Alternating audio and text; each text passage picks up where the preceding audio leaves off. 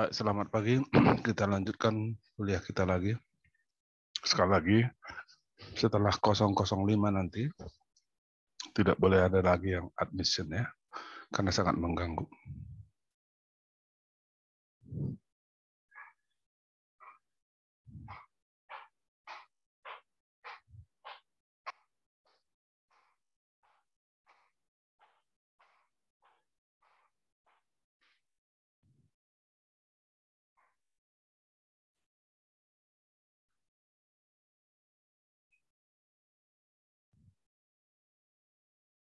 Kelihatan Ketua?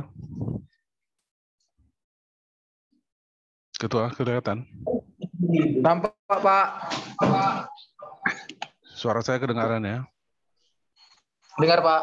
Baik, ya. Semua mood ya, semua mood. Baik, kita lanjutkan kuliah kita dengan interaksi gen dan penampakan gen. Pada buku itu di halaman 60 dan seterusnya ya. Bab 3 kalau di buku. Di perkuliahan kita ini topik keempat, karena yang pertama itu pendahuluan. Baik, kita telah mempelajari hukum Mendel 1 dan 2. Hukum Mendel berbasis pada gen-gen yang ada pada kromosom yang ada di inti sel.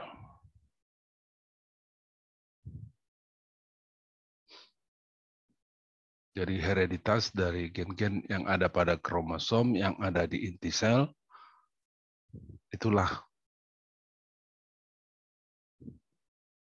dasar dari atau yang dibicarakan oleh hukum Mendel. Tapi kemudian para ahli menemukan bahwa gen-gen tidak hanya ada di kromosom yang ada di sel, di inti sel tersebut. Gen-gen juga ada di gen-gen juga ada di sitoplasma.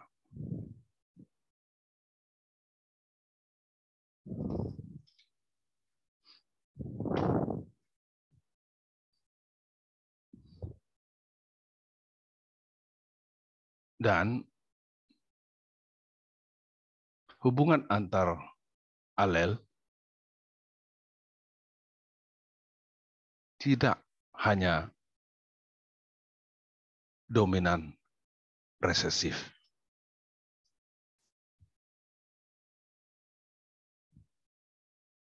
Tidak hanya dominan resesif. Kalau hukum Mendel itu basisnya adalah dominan resesif.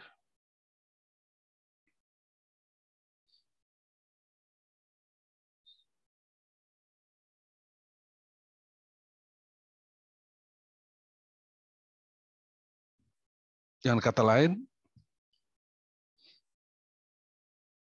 hubungan alel itu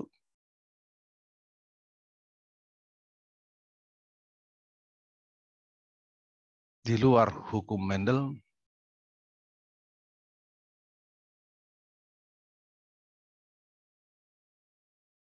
disebut interaksi gen.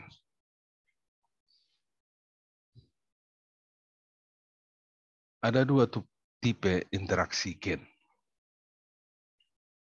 Yang pertama intraalelik. Yang kedua interalelik. Interalelik disebut juga secara singkat alelik.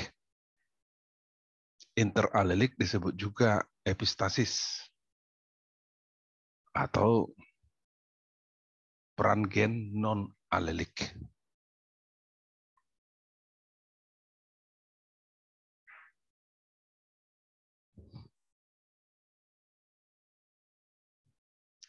Kalau begini kelihatan nggak jelas semua? Coba satu orang menjawab. Bukan Pak. Baik, karena ini saya buat dalam bentuk lebih besar. Baik. Contoh. Ya.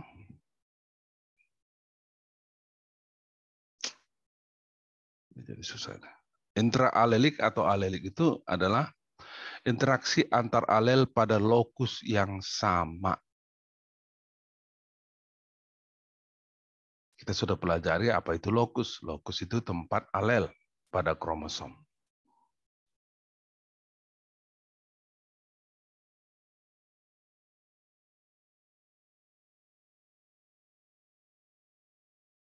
Jadi interaksi antar alel pada lokus yang sama.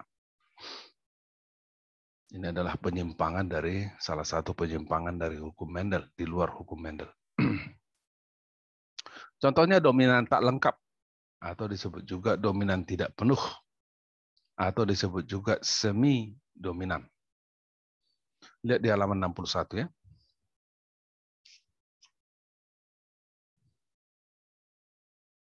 Contohnya bunga pukul 4. Alel menyumbang sejumlah zat tertentu. Pada bunga pukul 4, alel menyumbang sejumlah zat warna merah tertentu. Sejumlah tertentu dari warna merah.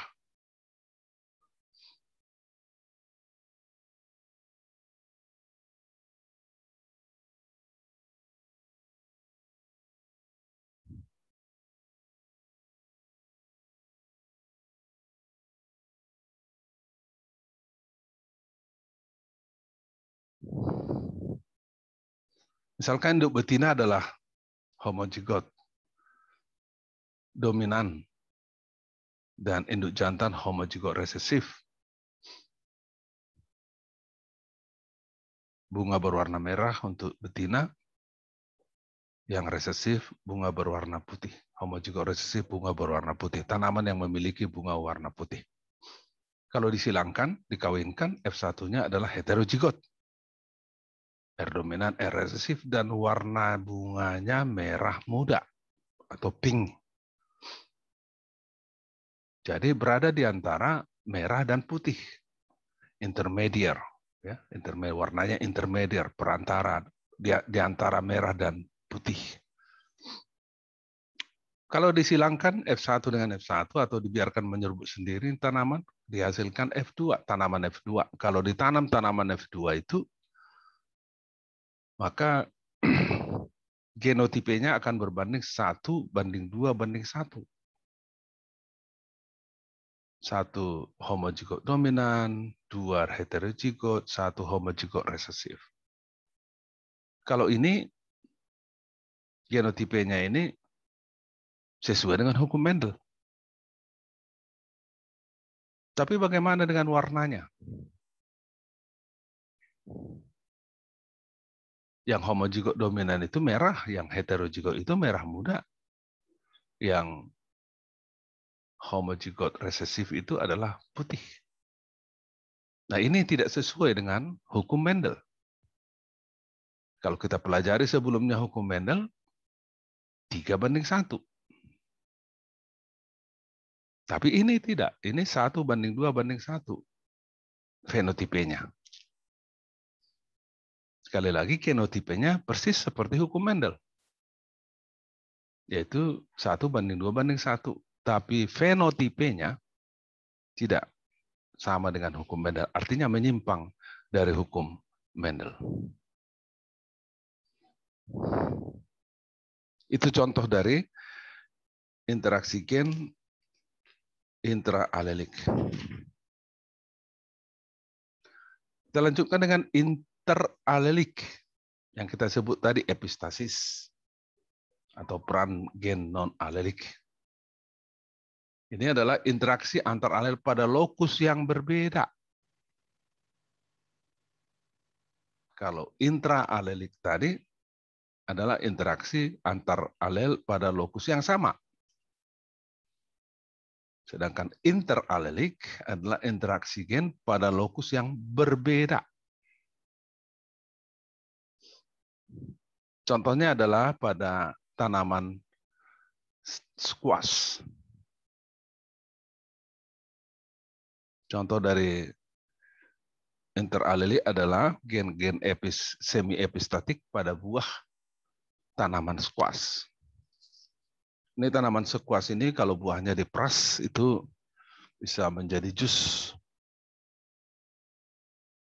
Ada juga dijual ini jusnya. Harganya memang cukup mahal.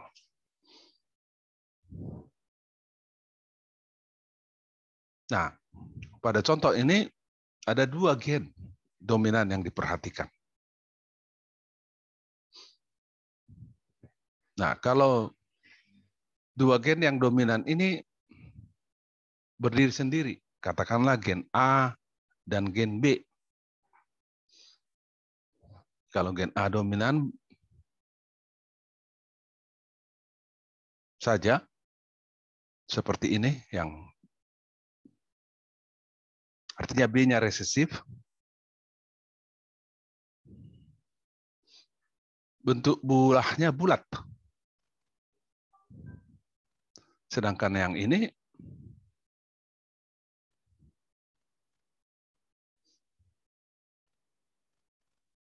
bentuk buahnya juga bulat. Gen A-nya resesif, homozigot resesif, gen B-nya yang homozigot dominan. Jadi kalau masing-masing berdiri sendiri, dominannya, maka warna bentuk buahnya bulat. Tapi kalau gen dominannya dari alel dominannya dari 2 gen itu bersama-sama, maka pengaruhnya bersifat menambah atau aditif. Kalau tadi bulatnya buah ditentukan oleh diameter, maka dengan bertambahnya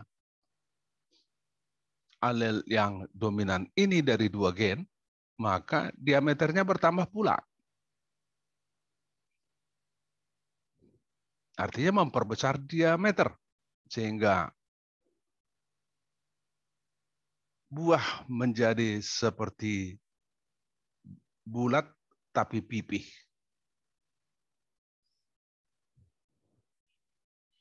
Anda pasti pernah memegang cakram, lempar cakram. Tahu kalian kan olahraga lempar cakram.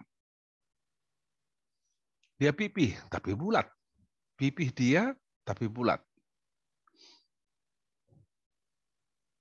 Badannya kalau kalian bayangkan floppy disk, ya.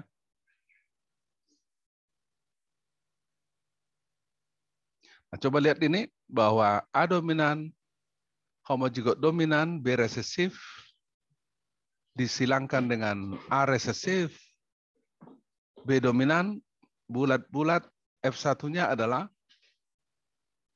heterozigot, A dominan A resesif, B dominan B resesif. Anda lihat bahwa gen dominannya, alel dominannya berasal dari 2 gen. Alel dominan A berasal dari gen A, alel dominan B berasal dari B. Berarti bersifat aditif, maka diameternya bertambah, maka buahnya menjadi bulat pipih.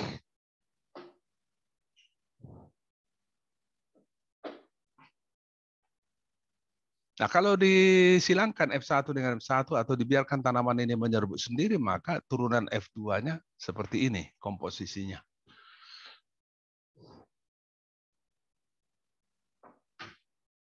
Sembilan genotipe berbanding 3, berbanding 3, berbanding 1, yang bulat pipih, bulat, memanjang. Jadi kalau dia homozigot resesif ini, dia menjadi bulat memanjang. Kalau kalian pernah timun, megang timun, melihat timun, atau terong, ya, buah terong yang memanjang seperti itu, inilah dia. Berarti homozigot resesif pada kedua gen. Sekali lagi, kalau 2 gen itu menyumbang dominan, maka buahnya bulat pipih. Kalau gen itu menyumbang, kalau hanya satu gen itu menyumbang gen dominan, buahnya bulat. Seperti ini. Kalau dua-duanya menyumbang, kalau dua-duanya gen itu homozigot resesif, maka dia akan bulat memanjang. Bayangkan buah terong atau buah lainnya yang memanjang.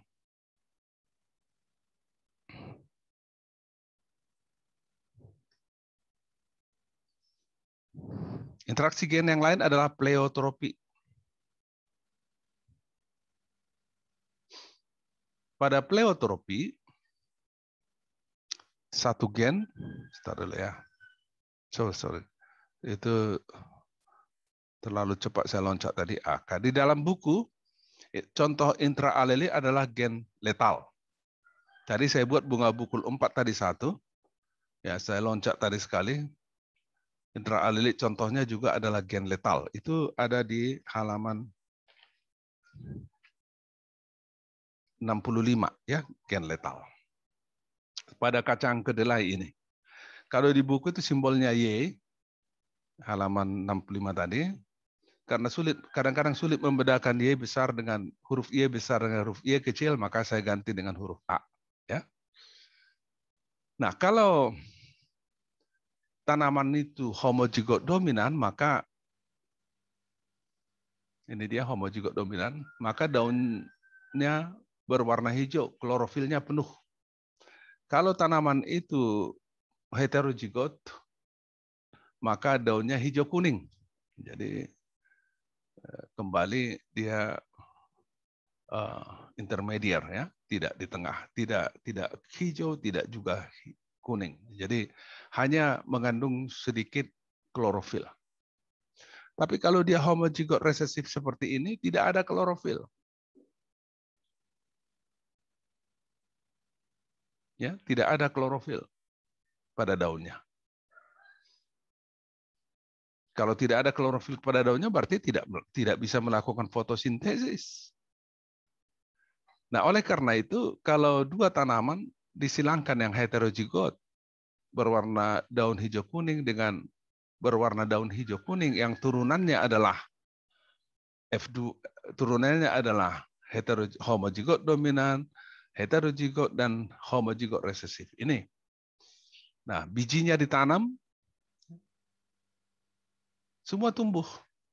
Yang homozigot dominan tumbuh, yang heterozigot tumbuh, yang homozigot resesif juga tumbuh. Tentu kita tahu homozigot semua biji ini, benih ini bisa tumbuh, bisa berkecambah, bisa tumbuh sampai fase tertentu karena energinya berasal dari bijinya. Ada karbohidrat di biji tersebut. Nah, ketika membentuk daun, ya, ketika sudah terbentuk daun, yang homozigot dominan berwarna hijau daunnya, bisa berfotosintesis, menghasilkan karbohidrat untuk energinya. Yang heterozigot juga, karena masih ada klorofil, bisa menghasilkan karbohidrat untuk energinya. Tetapi yang homozigot resesif ini, dia tidak mempunyai klorofil. Jadi dia tidak membentuk karbohidrat. Akhirnya apa? Habis energi, tidak terbentuk energi, akhirnya tanaman ini mati. Jadi dengan demikian, perbandingan genotipe menjadi berubah. Kalau 1:2:1, tetapi selanjutnya tidak ada lagi yang homozigot resesif ini. Jadi berubah perbandingannya. Jadi makanya disebut ini adalah semua menyimpang dari hukum Mendel secara utuh. Nah, kita lanjutkan dulu dengan, jadi itu tadi karena saya terlompat, kita lanjutkan dengan pleiotropi ini juga. Ini ada bentuk lain dari penyimpangan terhadap hukum Mendel.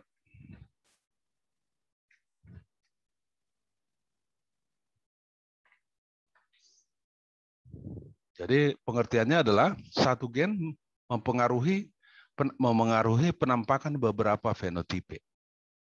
Atau satu gen mengendalikan beberapa fenotipe. Contohnya tanaman Vicia faba L. Ini kacang faba, disebut juga kacang faba atau kacang jogo. Kebetulan saya sangat kenal tanaman ini karena tanaman ini merupakan tanaman untuk disertasi saya untuk penelitian S3 ya, untuk pendidikan S3. Inilah tanaman yang saya gunakan untuk penelitian saya untuk disertasi ya, disertasi untuk memperoleh gelar doktor ya. Pada tanaman ini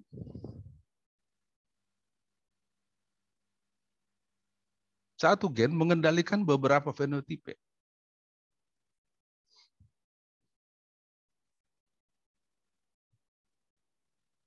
Kalau bunganya putih, sekaligus juga kulit bijinya tipis. Juga bebas atau tidak ada tanin pada kulit bijinya. Dan juga peka terhadap hama biji. Jadi coba lihat, ada 4 fenotipe ini. Bunganya putih, kalau tanaman itu berbunga putih, sekaligus bijinya berkulit tipis, sekaligus kulit bijinya tidak mempunyai tanin. Sekaligus tanaman ini juga peka terhadap hama biji. Bagaimana dengan tanaman yang berwarna-warni? Tanaman yang bunganya berwarna-warni. Nah, kalau tanamannya kalau tanaman itu mempunyai bunga berwarna-warni, maka sekaligus juga kulit bijinya tebal. Sekaligus juga banyak tanin pada kulit bijinya. Dan sekaligus juga relatif tahan terhadap hama biji. Hasil penelitian menunjukkan bahwa keempat fenotipe ini dikendalikan oleh satu gen saja. Dikendalikan oleh satu gen saja. Jadi ini yang dimaksud dengan pleiotropi. Satu gen mengendalikan beberapa fenotipe. Nah, pada padi dan gandum juga demikian. Kalau batangnya pendek, maka sekaligus kaku. Batangnya kaku. Dan sekaligus juga anakannya banyak. Kalau batangnya tinggi, maka sekaligus juga batangnya fleksibel. Dan juga anakannya sedikit. Jadi satu gen mengendalikan 3 fenotipe ini.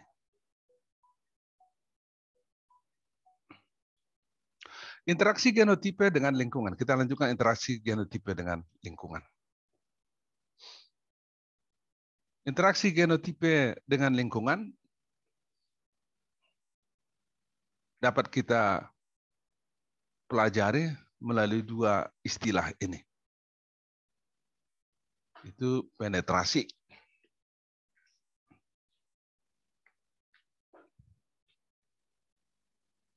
Itu di halaman 76 ya, halaman 76.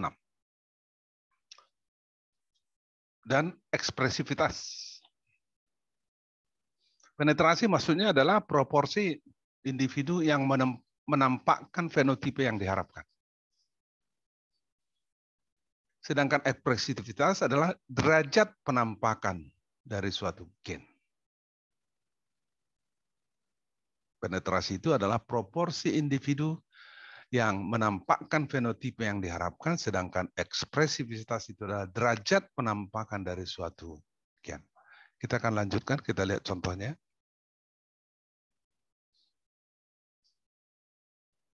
Contohnya ada di halaman 77.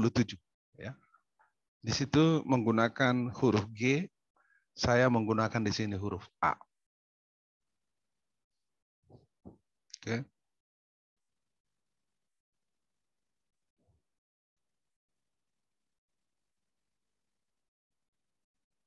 Misalnya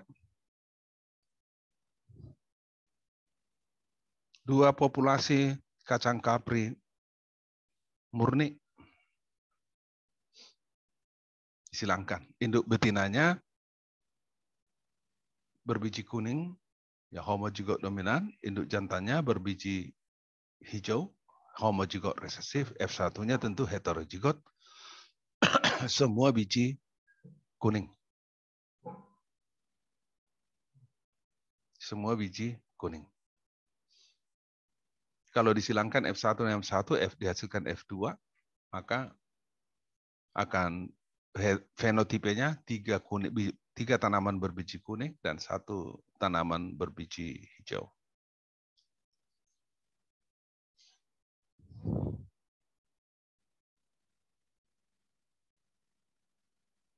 Nah, berapakah tanaman yang diharapkan berbiji kuning? Kita sudah pelajari terdahulu bahwa sesuai dengan hukum Mendel, kita berharap bahwa 3 proporsi 75% itu tanaman berbiji kuning. Itu harapan kita. Faktanya, ini dia. 75% juga tanaman itu berbiji kuning. Artinya, semua semua ekspresi yang kita harapkan muncul. Jadi 100% fenotipe yang kita harapkan itu terjadi, muncul. Nah, pada istilah penetrasi, ini disebut penetrasi 100%. Kalau kita kaitkan dengan ekspresivitas, maka ekspresivitasnya konstan. Contoh lain pada sorghum itu ada di buku juga ya. Ada di buku juga. 2 sorghum ditanam pada suhu normal dan pada suhu tinggi. Jumlah tanaman yang diamati masing-masing 40. Jumlah tanaman berbatang merah pada kenyataannya ada 30 pada suhu normal. Jumlah batang tanaman hijau 10. Jumlah tanaman batang berwarna merah yang diharapkan 30. Jadi kalau kita hitung penetrasi adalah perbandingan dari jumlah tanaman dengan ekspresi yang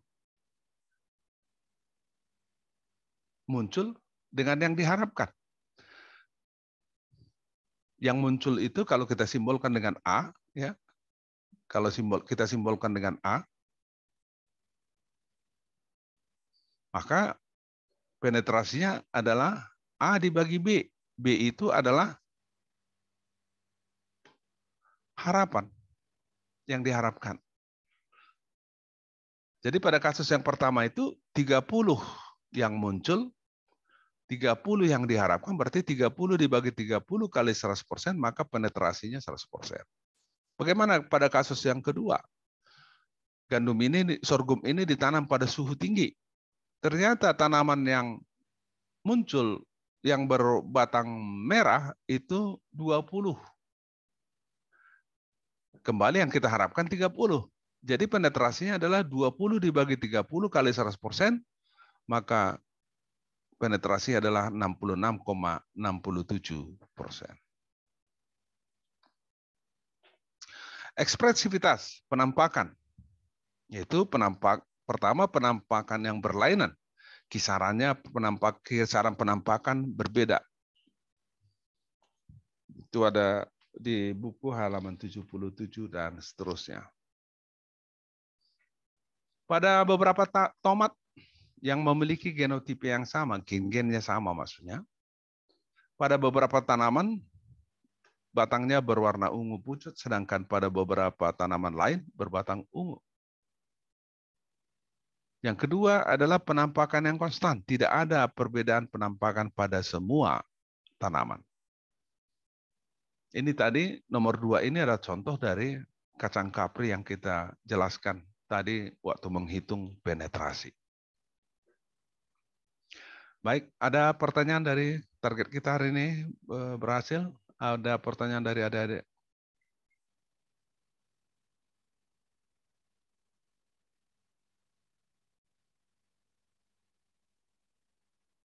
Baik, tolong munculkan Zoom-nya ya.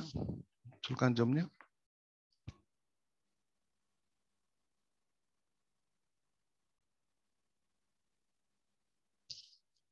Mikael Crispo, buka dulu Zoom-mu. Mikael Crispo.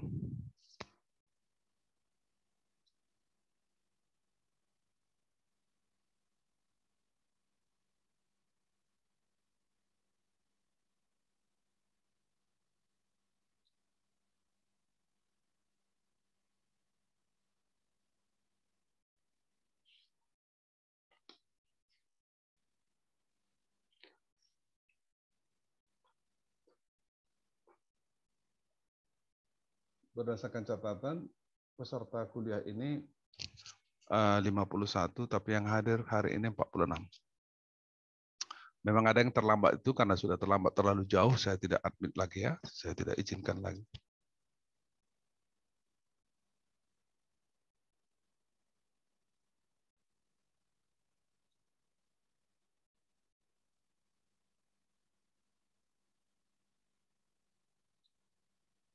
Nanti saya akan masukkan ke absensi ya. Siapa yang Firmanto Simanjuntak, peringatan terakhir kau ya. Seharusnya NP-mu di depan bukan nama. Ini terakhir saya ingatkan. Coba tunjukkan bukunya semua. Semua menunjukkan bukunya di layar. Baik, Pak. Cepat. Semua menunjukkan bukunya di layar.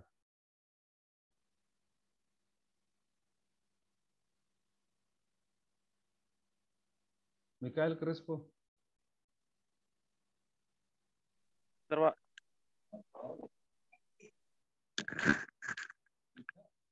Mikael Crispo. Tidak ada bukunya.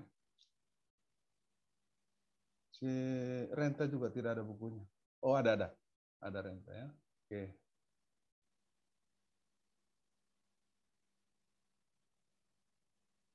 Tunjukkan semua.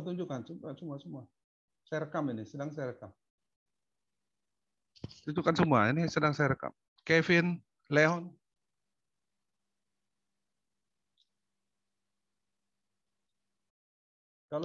Kalau tidak ditunjukkan, saya anggap tidak ada bukunya. Si Surya Hasibuan. Surya. Bukunya belum ada, Pak. Tidak ada bukumu ya. Andris. Tidak ada bukumu. Kevin juga nggak ada. Si Leon juga nggak ada. Si Firmanto juga tidak hadir. Maka saya anggap dia tidak mempunyai buku. Maaf, Pak. Saya sudah punya buku, Pak. Tapi tidak saya bawa, Pak. Saya lagi di luar, Pak. Makin jelek sikapmu dalam penilaian saya. Karena ini adalah kuliah reguler. Kau jalan-jalan di luar, yang lain setia menunggu di tempat untuk kuliah. Jangan kau bodoh-bodohi saya ya.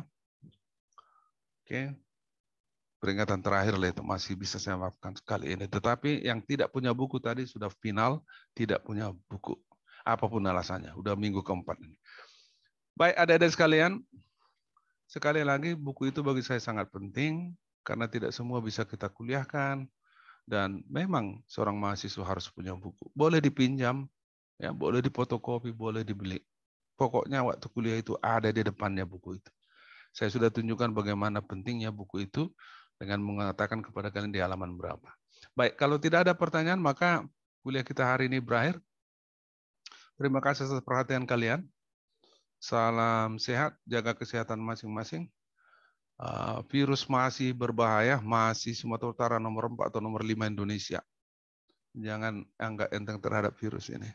Kalaupun kalian sehat, kalian bawa ke rumah, orang tua kalian bisa kena atau saudara-saudara kalian bisa kena. Baik, saya tutup ya. Selamat siang. Kalau tidak ada. Siang, Pak. Selamat siang, Pak. Siang, Pak. Oke, nanti saya buat ini di YouTube. Kalau yang mau lihat silakan ya. Tidak ada paksaan, tidak ada paksaan.